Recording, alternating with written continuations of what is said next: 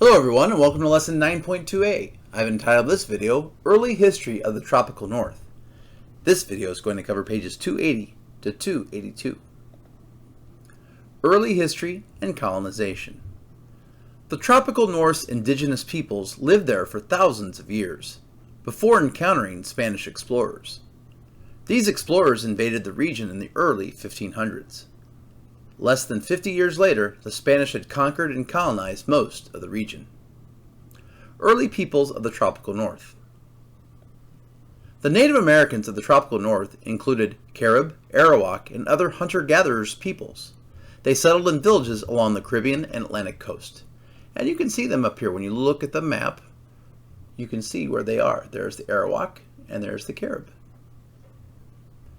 Question number 1. How long had the indigenous peoples been living in the tropical North before they were met by the Spanish explorers? For thousands of years. To the west, the Cara and other peoples built fishing villages along the Pacific coast. Over time, groups like the Chibcha and Quita moved inland to mountain valleys in the Andes. They created advanced societies that farmed, made cloth from cotton, and ornaments of gold, and traded with the Inca, an advanced civilization that developed to the south. In the late 1400s, some of the groups were conquered by the Inca and became part of the Inca Empire. Question number 2.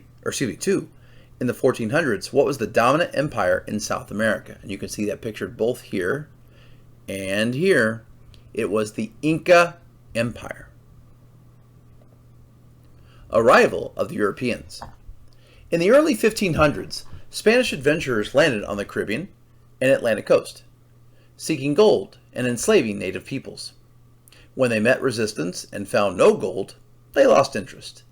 The first Spanish settlements did not appear on the Caribbean coast, in Venezuela and Colombia, until 1523 and 1525. The Spanish made no effort to colonize east of Venezuela. On the Pacific coast, the Spanish conquered the Inca in 1530 and seized their silver and gold. Driven by hunger for more wealth, they invaded Ecuador in 1534. By the mid-1500s, the conquest of the area that is now Ecuador, Colombia, and Venezuela was complete. Question number 4. Question 3. In the early 1500s, what two things were the Spanish looking to acquire in the New World? They were looking for gold, and they were looking for enslaved peoples. Question 4. What happened to the Inca Empire in 1530? It was conquered by the Spanish. Question 5. What drove the Spanish to conquer Ecuador, Colombia, and Venezuela by the mid-1500s?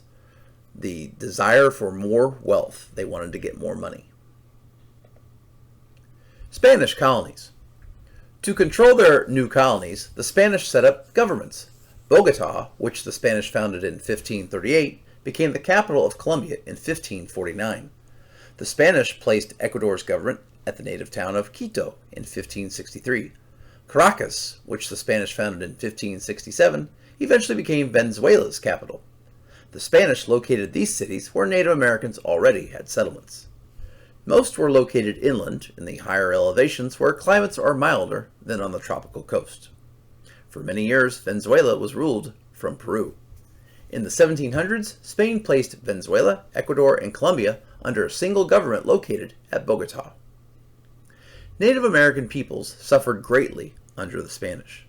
As in Brazil, thousands died from European diseases to which they had no natural immunity or protection against illness.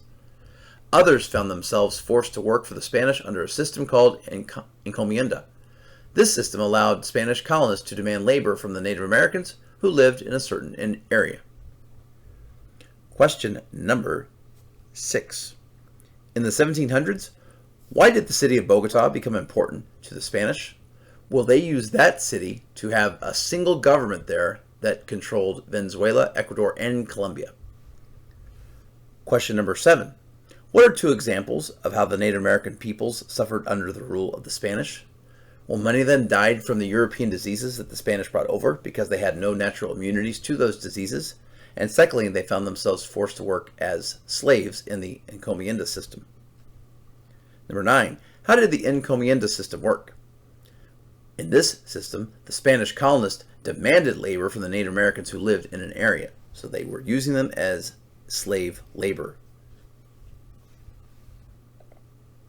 The encomienda provided workers for Spanish mines and for the large estates called haciendas that developed in some rural areas. Native Americans in remote regions, such as Venezuela's Llanos and the rainforest of eastern Ecuador and Colombia, came under the control of Roman Catholic missionaries who were trying to convert them to Christianity. Question number 10. What was a hacienda? That was a large estate. Question number 11. What were Roman Catholic missionaries trying to do in Ecuador, Colombia, and Venezuela at that time? Well, they were trying to convert the peoples there to the religion of Christianity. Most haciendas became plantations that grew coffee, tobacco, sugarcane, or other cash crops. Others, mostly on the llanos, were cattle ranches. As the hacienda system grew, the Spanish brought in thousands of enslaved Africans to provide more labor. African slavery was most common in Venezuela. Question 13. As the hacienda system grew, how did the Spanish acquire more workers to keep up with all?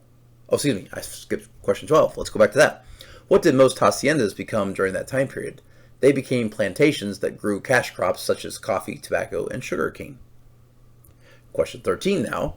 As the hacienda system grew, how did the Spanish acquire more workers to keep up with all the work? They brought in thousands of African slaves.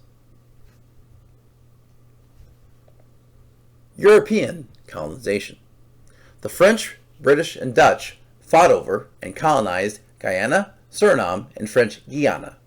The British and the Dutch established sugar plantations and brought the first enslaved Africans to the area. Control of these colonies changed hands several times in the 1600s and 1700s. Eventually, what is now Guyana became British Guyana.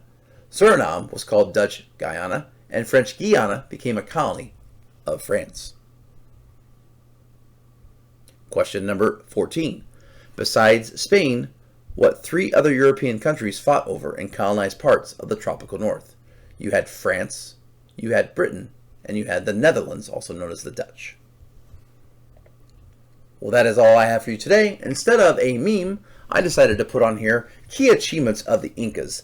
They were quite an empire in South America before the Spanish came, and if you look at this, and feel free to pause the video, they did some really remarkable things that we'll look at tomorrow in class. Well, that's all I have for you today. Thanks again for watching, and have a great day.